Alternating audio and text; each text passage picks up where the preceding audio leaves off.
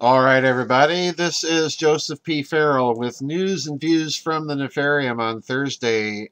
This will be June 4th, 2015. The year is going by so fast, folks. It's unreal. Seems like just yesterday we paid taxes, and now we're already halfway there to having to pay them again. All right. This article appeared exactly 1 week ago in Zero Hedge. And this is such an important article in terms of what the Nefarium has been up to. I'm going to be reading almost the whole thing to you because I really want you to hear this one. This fulfills a prediction that I and others made way back when we saw the formation of the BRICS bloc beginning to take place.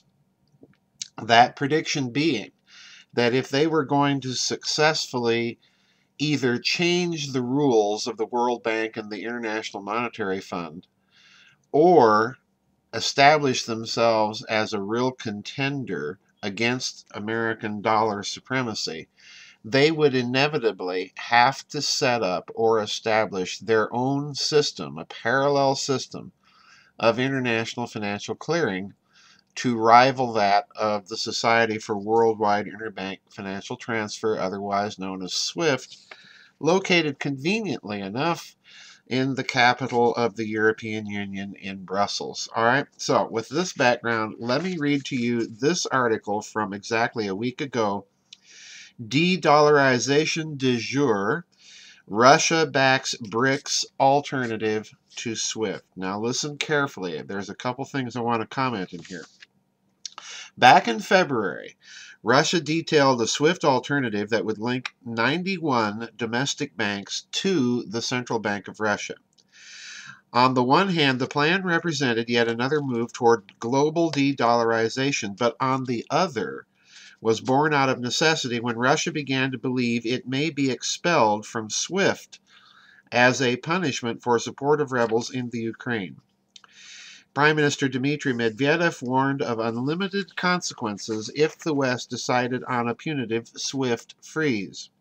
2 months later, Moscow would receive a seat on the SWIFT board. In other words, please pay attention to that. That's huge. I blogged about it on the website. The efforts to put economic pressure on Russia backfired. Now Russia has a seat on the board managing SWIFT. So in other words, they're not likely to be kicked off, and please understand, please bear this point in mind as I proceed with the article. They're not likely to be kicked off the board or out of SWIFT now that they're on the board, all right? So bear that one first point in mind. Now, Russia is taking de-dollarization a step further by suggesting that a BRICS alternative to SWIFT may be in the cards. And this is from RT. The Central Bank of Russia hopes to cut the risk of possible disruptions, such as was attempted to be imposed on them by losing their access to SWIFT. Now listen carefully to what the Central Bank of Russia is saying. Seriously speaking, there is no analog to SWIFT at the moment in the world. In other words, it's unique. Now, I've been hashing on this point quite a lot, folks. This is not a redundant system. In other words, it would be extremely easy to cripple the system by taking out one or two strategic locations, not the least of which being its headquarters in Brussels, all right? So in other words, think now in military terms. Seriously speaking, there's no analog to SWIFT at any moment in the world. It is unique. The only topic that may be of interest to all of us within BRICS is to consider and talk over the possibility of setting up a system that would apply to BRICS countries used as a backup, said the Deputy Governor General of the Central Bank of Russia, the Russian Federation, Olga Skorobogatovna, on Friday. So that's almost a week ago. All right. So please understand now, this now makes it more or less formal. They have a BRICS summit coming up in Ufa in Russia in July. That's next month. And this is the polite way of putting it on the table. So we've watched the progression from the establishment of the Chinese Asia Infrastructure Investment Bank. We've seen the establishment of the BRICS Bank. Now, Russia is going to lead the push for a parallel, please understand the importance of this, a parallel and redundant system of international financial clearing. Now, my bet is you're going to see all of those nations that jumped on board the Chinese Asia Investment Infrastructure Bank. Germany, the United Kingdom, France, Italy, basically every major nation in the world except the United States and Japan. My bet is you're going to see those nations also playing a role now in the development of a redundant international financial clearing system. In other words, the lack of trust in the United States and even in the SWIFT system is growing, even as Russia sits on the board. So in other words, they're creating a redundant system of international financial clearing. All right, this is hugely important, folks. Now, further down in this article, listen carefully. Although the BRICS comprise over 1/5 of the global economy, together they wield about 11% of the votes at the International Monetary Fund. So in other words, the structure, the voting structure of the International Monetary Fund and of the World Bank is also one of the big beefs that the BRICS nations have. And the United States is blocking any attempt to reform those institutions to reflect more accurately contemporary realities. In other words, the United States is unwilling to give up its in power and influence in those organizations that also, incidentally, are part of the network propping up the dollar as reserve currency. Reform to the governance of the Bretton Woods institutions has encountered a number of roadblocks. In 2008 and again in 2010, quota reform at the International Monetary Fund was intended to double total financial commitments from all member countries, while at the same time giving BRICS countries larger voting shares. Because this required additional contributions by member governments of richer countries, several balked for different reasons. Now, listen to this final twist. Because of all of this, remember, this is Russia responding now. Russia is also pressing ahead with plans to establish a Eurasian currency union, something we first discussed a few months back. Here's what we said in March.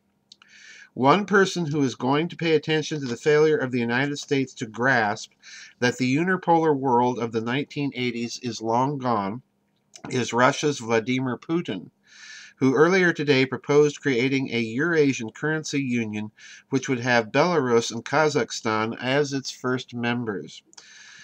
Belarus simply being White Russia, which already are Russia's partners in a political and economic union made up of former Soviet republics. Now, please pay attention to that. A currency union, as opposed to a monetary union. Folks, what this means is that Russia is now using the history of the evolution of the European Union to stitch together this Eurasian power bloc, and in particular to stitch back together into some sort of union with the Russian Republic itself, with the Russian Federation itself, the European model.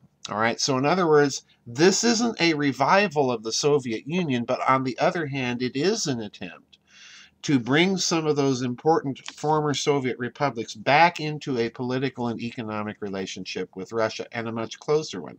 And the key now is currency union. Why does this reflect the European Union's history? Because at one point prior to the emergence of the euro, and I talk about this incidentally in the new book coming out, there was a currency union, so to speak, based on the old Deutschmark, with all of the other lesser economies that were tied to Germany's in some major way, with their currencies pegged to the D-Mark market price within certain pre-specified margins, either upper or lower limits.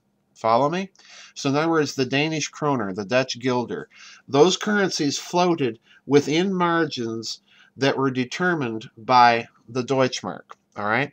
Later, France and Italy were integrated, and this led to problems that I discuss in the new book. But this is what we now see Russia doing in Eurasia. They're creating a ruble-based currency union, much like the old exchange rate mechanism in Europe that was based on the D-mark. Now they're basing it on the ruble. All right, this is what's going to happen.